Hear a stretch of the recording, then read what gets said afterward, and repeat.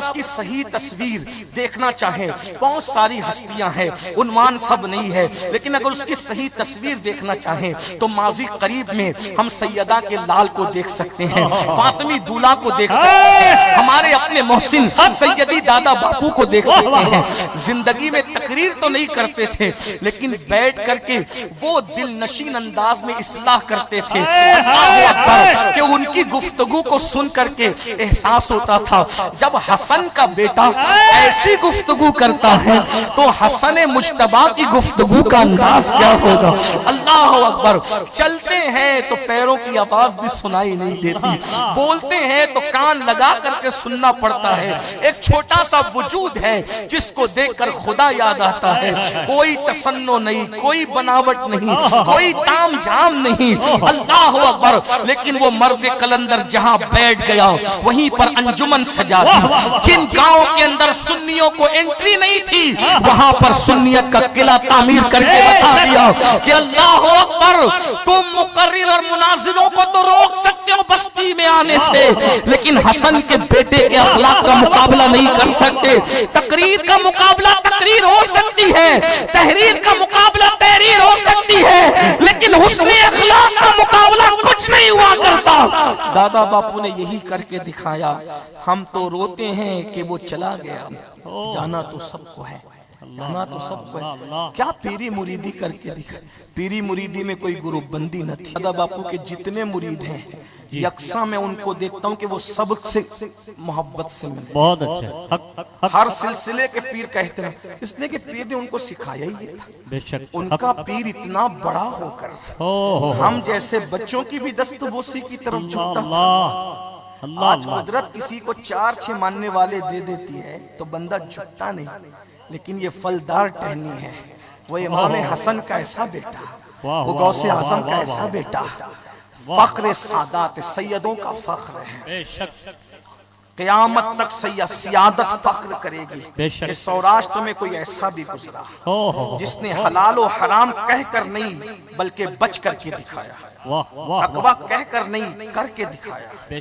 آپ نے دیکھا، میں کوئی موبائل، میں نے عابد صادق صاحب نے کہا ہم موبائل کا کرنے والے لوگ نہیں، میں ان کو اس وقت سے جانتا ہوں جب میرے چہرے پہ داڑھی کے بال بھی نہیں نکلے۔ میری پہلی ملاقات غلام حسین باپو کے عرس میں ہوئی تھی۔ میں چھوٹا تھا، چھوٹا تو ابھی بھی ہوں، 10ویں جماعت کا طالب علم، 10ویں کا ایگزام دیا تھا، چھٹی لگی تھی۔ حضور امیر سنی دعوت اسلامی نے فرمایا تھا بریلی شریف کے عرس میں ہم سب کو ساتھ جانا ہے۔ الطاف بھائی بھاؤ نگر کے اپنے ہمارے پرانے صاحب، انہوں نے کہا تھا بریلی شریف جا رہے ہو تو چند دن پہلے چھٹی لگی ہے تو چلو۔ دادا باپو کے یہاں ان کے والد کے عرس میں شریک ہو جانا۔ اس وقت تو عرس اتنے بڑے پیمانے پہ نہیں ہوتا تھا، مجھے جہاں تک یاد آتا ہے زمین پہ چند گدے لگے ہوتے تھے، اس پر اس وقت بھی حافظ صادق کو میں نے تب بھی دیکھا۔ نعرہ تکبیر، نعرہ رسالت، نعرہ حیدری، فیضان غوث اعظم۔ اس وقت مجھے کوئی نہیں جانتا تھا، میں تو پڑھ ہی رہا تھا، 10ویں جماعت کا طالب علم، صبح کو اسکول جاتا تھا، دوپہر میں مدرسہ پڑھنے جاتا تھا۔ لیکن قبلہ امیر محترم کا حکم تھا چھٹیوں کا فائدہ اٹھانا ہے تو چلیں، اور ہمیں یہیں سے دلی جانا تھا، دلی کے ساتھ حضرت کے ساتھ سفر کرنا۔ جب میں پہنچا پہلی ملاقات، میرے ذہن میں وہی تصور تھا، اتنا بڑا پیر ہے، اتنا بڑا بزرگ ہے، اور جگہ سب ایسے نہیں مثل کی بات، تو اور جگہ جو ماحول تھا وہی، لیکن جیسے پہنچے الطاف بھائی نے تعارف کرایا، یہ ہمارے سید صاحب اور یہ بھی حسنی سید ہے۔ سبحان اللہ، واللہ اللہ کی عزت کی قسم میں کوئی مبالغہ نہیں کر رہا ہوں، میری داڑھی بھی نہیں نکلی تھی، حضرت نے ہاتھ بھی چومے، پیر بھی چومے، میرے پیروں کے نیچے سے زمین کھسک گئی۔ کیا ایسے بھی لوگ ہیں جنہیں ہم کتابوں میں پڑھتے ہیں وہ ابھی زمین پر موجود ہیں ایسے بھی لوگ دنیا کے اندر؟ اللہ اکبر۔ اس کے بعد سے جب بھی پھر میری ملاقات ہوئی، بالکل اس لیے کہ اس وقت تو مجھے تصور نہیں تھا، جب بھی ملاقات ہوئی میں الرٹ رہتا تھا۔ پھر میں نے کبھی اپنے ہاتھ، اس لیے کہ ہمیں ادب سکھایا، یاد رکھنا ہزاروں سال کی محنت اس مقام پر نہیں پہنچاتی جہاں ادب پہنچاتا ہے۔ میں بے عمل نہیں بلکہ بد عمل آدمی ہوں، لیکن اس پر میں اللہ کا شکر ادا کرتا ہوں کہ اللہ نے مجھے ادب کے زیور سے نوازا، اس پر شکر، اللہ اس میں اضافہ کرے، آمین اللہ اس آمین میں اضافہ، اللہ نے ہمیں بہت ادب کی توفیق دی ہے، اور اللہ سے دعا کرتا ہوں اللہ ہماری نسلوں کو۔ پھر میں نے ہمیشہ جب اس بزرگ سے ملا الرٹ رہ کر کے ملا کہ کبھی اپنا ہاتھ ان کے ہاتھ میں اس طرح نہ جانے۔ پھر اس کے بعد مسجدوں کا تسلسل ہے، مدارس کا تسلسل ہے، دوست اور دشمن میں وہاں کوئی فرق ہی نہیں تھا، اس لیے کہ وہاں کوئی دشمن ہی نہیں تھا۔ بہت جو بہت بڑے لوگ ہوتے ہیں ان کا کوئی دشمن نہیں ہوتا، جی جی جی اس لیے کہ وہ سوچتے ہیں کہ لوگ اتنے چھوٹے ہیں کہ وہ ہماری دشمنی کے قابل نہیں ہیں، ان کا تصور ہی ہوتا ہے۔ امام حسن کو مروان نے گالی دی، بہت گندی گالی دی، تو امام حسن نے کہا میں تجھے جواب نہیں دوں گا اس لیے کہ تو قابل ہی نہیں ہے کہ میں تجھے جواب واہ واہ واہ واہ واہ واہ واہ، اس لیے کہ جواب دینا مطلب آدمی کو برابر کرنے کے مترادف ہوتا ہے۔ میں تو اس قابل ہی نہیں کہ میں تجھے جواب دوں، اور میں جواب نہیں دوں گا، اس میں حکمت یہ ہے اگر جواب دے دوں گا تو میرا اجر کم ہوگا اور تیری سزا کم ہو جائے گی، میں یہ بھی نہیں چاہتا کہ میرا اجر کم ہو جائے اور تیری سزا کم ہو جائے۔ یہ بڑے لوگ ہوتے ہیں، میں آپ سے بھی کہتا ہوں بڑے بنو، اور جو بڑے ہوتے قد سے نہیں ہوتے، ٹوپی کی اونچائی سے بڑے نہیں ہوتے، کرتوں کی کڑائی سے بڑے نہیں ہوتے، اجلے کپڑوں سے بڑے نہیں ہوتے، بڑا انسان سوچ سے ہوتا ہے۔ اگر آپ بڑی کمپنیوں کے جوتے پہن لے تو بھی آپ بڑے نہیں ہوتے، اس لیے کہ بڑی کمپنیوں کے جوتے تو نچنیے بھی پہنتے ہیں۔ آپ بڑی کاروں میں گھوم کر بھی بڑے نہیں ہوتے، کیونکہ زانیہ عورتیں بھی جو ہے وہ بڑی کاروں میں گھومتی ہے، جو پوری دنیا میں زنا کے لیے جاتی ہے وہ بھی بڑی کاروں میں گھومتی ہے۔ بڑے گھروں میں رہ کر بھی لوگ بڑے نہیں ہوتے، اس لیے کہ بڑے بڑے بادشاہ جن کی قبروں کا نشان مٹ گیا وہ بڑے گھروں میں رہ چکے ہیں۔ فرعون کا محل آج بھی کھنڈر بنا ہوا ہے، نمرود کا محل آج بھی کھنڈر بنا ہوا ہے، قارون کا جو ہے وہ معاملہ آج بھی دکھ رہا ہے، یزید کا دربار آج بھی دنیا کے اندر دعوت عبرت دے رہا ہے۔ نہ درباروں سے بڑا ہوتا ہے، نہ مکانوں سے بڑا ہوتا ہے، نہ کپڑوں سے بڑا ہوتا ہے، نہ چپل جوتوں سے بڑا ہوتا ہے، نہ کاروں سے بڑا ہوتا ہے۔ یہ بھی بتا دوں صرف علم حاصل کرنے سے بھی کوئی بڑا نہیں ہوتا، اس لیے کہ ایک علم والا بھی جو ہے وہ پوری دنیا کے اندر اعوذ باللہ من الشیطان الرجیم کے حوالے سے لعنت بھگتتا پھر رہا ہے۔ بڑا آدمی کب ہوتا ہے؟ جب اس کی سوچ بڑی ہوتی ہے، اس کا کردار بڑا ہوتا ہے، اس کا انداز زندگی بڑا ہوتا ہے۔ اور پھر کہتا ہوں بیٹے کو، میں نے ایک جملہ کا، بیٹے کو دیکھ کے باپ کا پتہ چلتا ہے۔ اگر اب نسلیں دادا باپو کو تو نہیں دیکھ سکے گی لیکن منیر باپو کو تو دیکھ سکتے ہیں۔ بہت خوب، سبحان اللہ سبحان اللہ، کیا تصویر بنائی ہے ہائے ہائے، مصور نے، کیا تصویر بنائی۔ چہرہ تو قدرت نے بنایا لیکن کردار اپنے باپ کا ایسے ڈھال لیا، بولنے میں وہی انداز، بیٹھنے میں وہی انداز، اخلاق کا وہی انداز۔ آپ دادا باپو سے کیا سیکھا آپ نے؟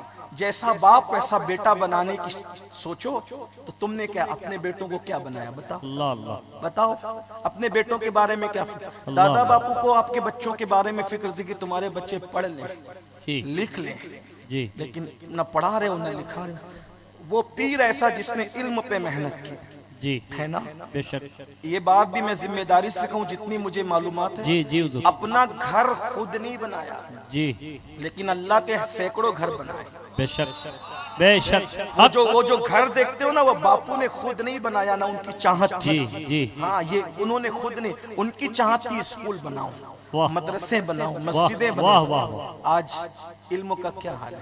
پورا سوراشٹر خالی ہے۔ اللہ، ہم دیکھ رہے ہیں بہار کے اندر خوش آئین تبدیلی ہے، وہاں کے لڑکے آئی ایس بن رہے ہیں، آئی پی ایس بن رہے ہیں، علم کی طرف توجہ، اور یہاں علم کی طرف کوئی توجہ نہیں۔ اللہ اکبر، چھوٹے چھوٹے جھگڑوں میں الجھے ہوئے ہو، وہ کہتا ہے میں پٹھان ہوں، وہ کہتا ہے میں رنگریز ہوں، وہ کہتا ہے میں شیخ ہوں، وہ کہتا ہے وہ کہتا ہوں ہم کچھ نہیں بھائی۔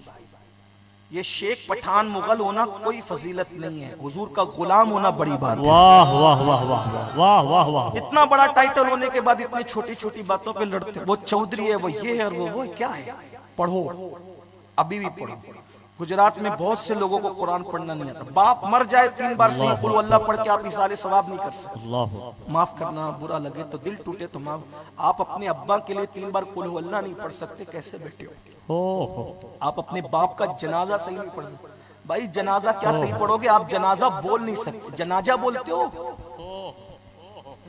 تو حسنی کی باہر حید ہے جی جی جو جنازے کا تلفظ صحیح ادا نہ کر سکے وہ جنازہ کیا پڑھ سکتا؟ اللہ ثنا یاد نہیں، درود ابراہیم یاد نہیں، نماز یاد، کچھ نہیں یاد ہے۔ کم سے کم اپنے بچوں پہ تو یہ ظلم مت کرو۔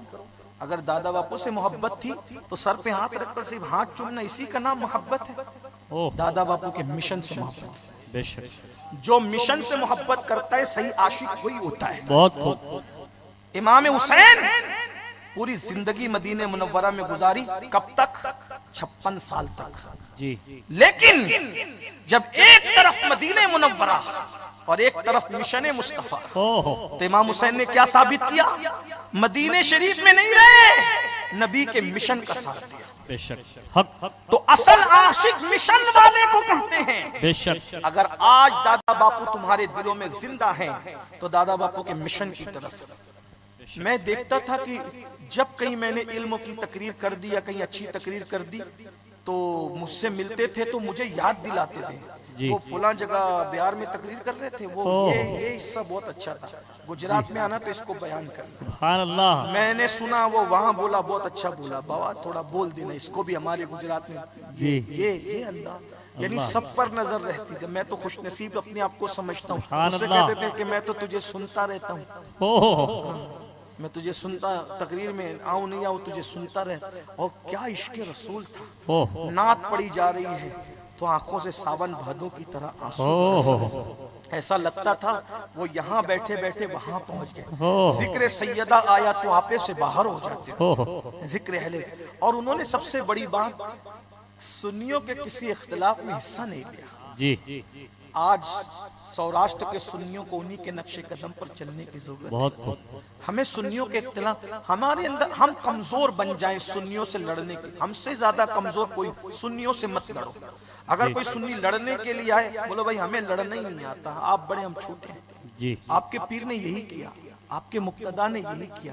اسی لیے دادا باپو متفق علیہ ہستی تھی۔ جی ہر سلسلے، ہر خانقاہ، ہر علاقے کا لوگ ان سے محبت کرتے تھے، پیار کرتے تھے۔